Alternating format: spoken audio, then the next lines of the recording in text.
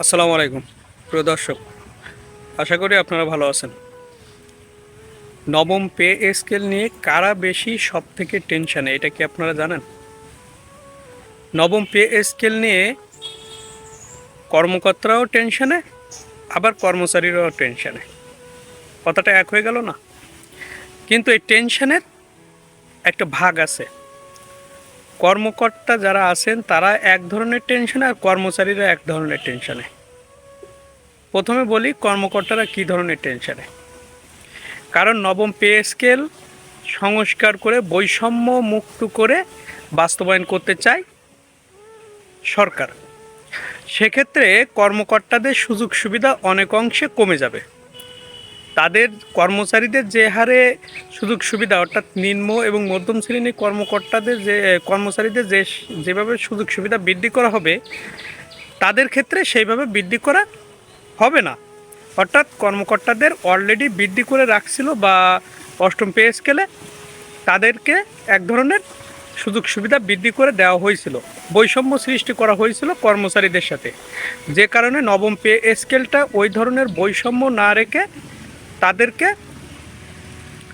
যৌক্তিক তাদের যেটা পাওনা সেই দাবিগুলো বা সেই চাহিদাগুলো পূরণ করবে সরকার। এদিকে কর্মচারীদের আবার টেনশন অন্যরকম বা চিন্তা অন্যরকম। সেটা হলো এই যে কর্মচারীরা তাদের জীবন ধারণের জন্য পে স্কেল চায়। কারণ বর্তমান বাজার দর, দ্রব্যমূল্য, ঊর্ধ্বগতি, মুদ্রাস্ফীতি সব মিলায়ে কর্মচারীরা যে বেতন পান, সরকারি যে বেতন পান, তাতে করে জীবন নির্বাহ করা আসলে দুরূহ ব্যাপার। তারা জীবনযাপন করছে মানবতার জীবনযাপন।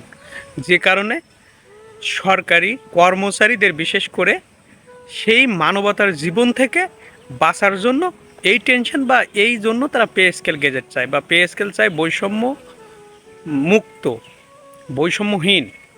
তাদের ন্যায্য কিছু দাবি, যৌক্তিক অধিকার, যেটা সবাই জানে, দেশের মানুষ সহ, আমলারা সহ, রাজনীতিবিদরা সহ সবাই জানে। যে কারণে জনাব তারেক রহমান দেশে দীর্ঘদিন না থাকায় পরবর্তীতে এসে সরকার গঠন করেন এবং উনি এই বিষয়টা রিয়ালাইজ করেন যে আসলে কর্মচারীদের সাথে যে অষ্টম পে স্কেল বাস্তবায়নে এক ধরনের বৈষম্য রাখা হয়েছে, যেটা আসলেই ঠিক নয়, সেই বৈষম্যটা ঠিক করতে চায়।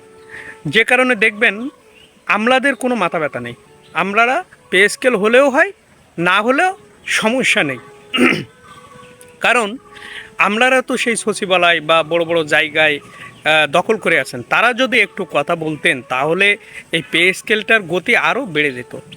এখন সরকারি কর্মচারীদের একটাই চাওয়া, একটাই দাবি, তারা নবম পে স্কেল বাস্তবায়ন চায়, গেজেট প্রকাশ চায়।